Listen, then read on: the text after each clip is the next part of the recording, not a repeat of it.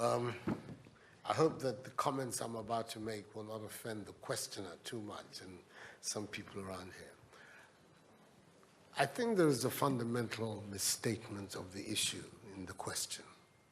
We can no longer continue to make policy for ourselves, in our country, in our region, in our continent, on the basis of whatever support the Western world or France or the European Union can give us. It will not work. It has not worked, and it will not work.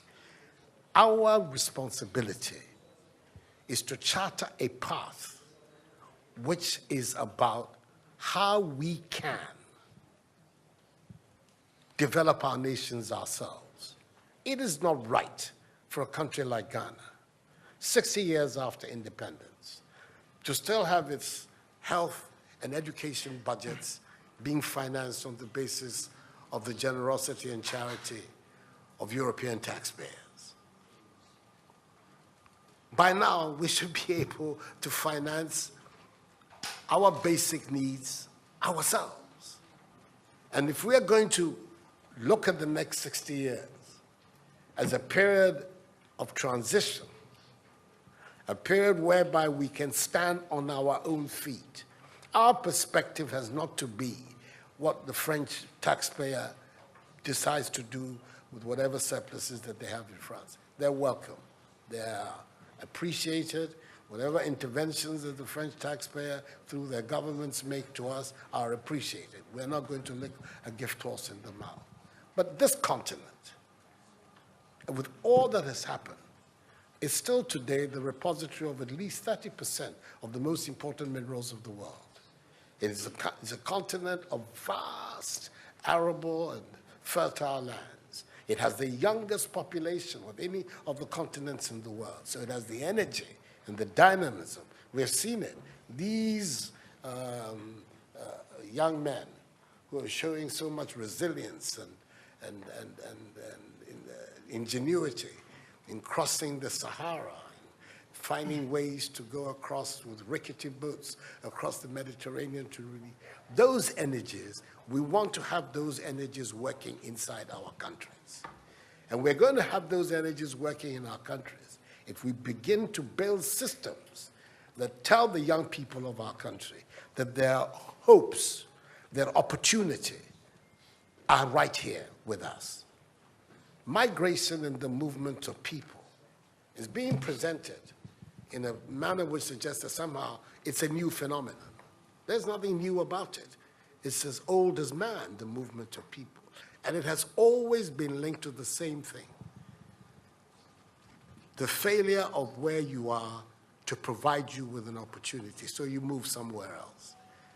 Those of you who are familiar with 19th century European history would know that the biggest wave of immigration in 19th century Europe, the latter part of it, came from Ireland and from Italy. Waves upon waves, generations of Italians and the Irish people left their countries to seek the American paradise, largely because Ireland was not working, Italy was not working. Today, you don't hear it. Italian young people are in Italy. Irish young people are in Ireland. We want young Africans to stay in Africa. And how are they?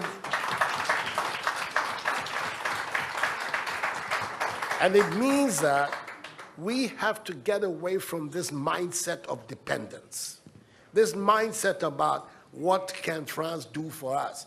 France will do whatever it needs to do for its own sake. And when those coincide with ours, tant mieux, as the French people say.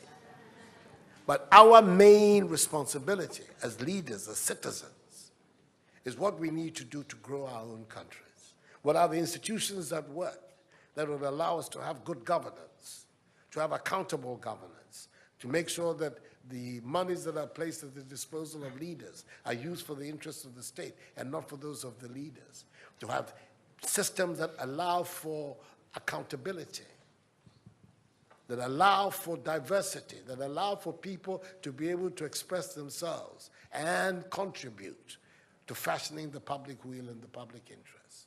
Our concern should be with what do we need to do in this 21st century, to move Africa away from being cap in hand and begging for aid, for charity, for handouts.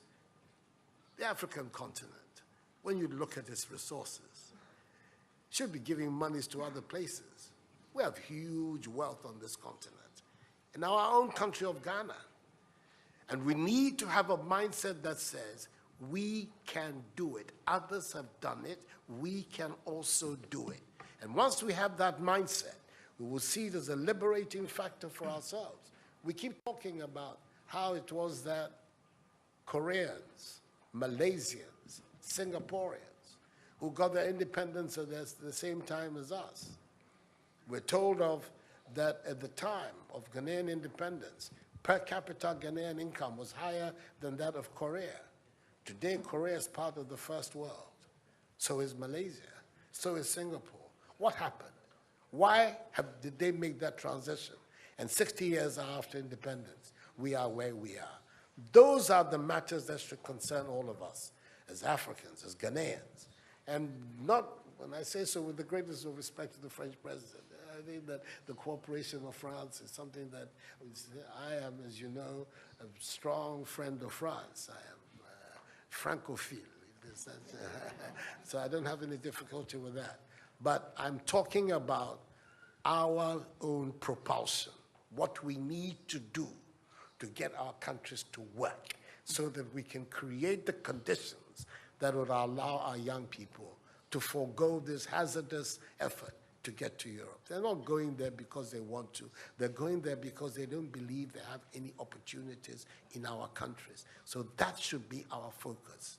And I believe that with that if we change that mindset of dependence, that mindset which is contingent on aid and charity, we would see that in the decades ahead of us, the full flowering of the African peoples would take place. And that new African personality that was talked about at the time of our independence will become real and imminent in our times. That's what I'm saying. I hope that I'm not upsetting the questioner or even some of my friends who are here. But these are my strongly held beliefs. And that is the reason why I've adopted as the slogan of my presidency, of my period of the Supreme Office of Ghana, that we want to build a Ghana beyond aid, a Ghana which is independent, which is self-sufficient, that is capable of standing on its own feet and building its own life. We can do it if we have the correct mindset to do so.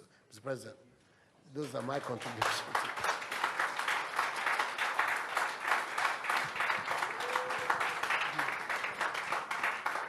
Si vous aviez besoin d'avoir la preuve qu'une nouvelle génération de leaders en Afrique croit dans une nouvelle histoire pour l'avenir et la jeunesse, vous venez de la voir.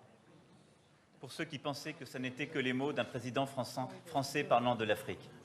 Il y a des leaders en Afrique qui veulent une nouvelle relation, qui veulent un avenir pour leur jeunesse dans leur pays, dans leur continent, qui le veulent parce que c'est ce qu'ils veulent écrire. Donc merci pour cela.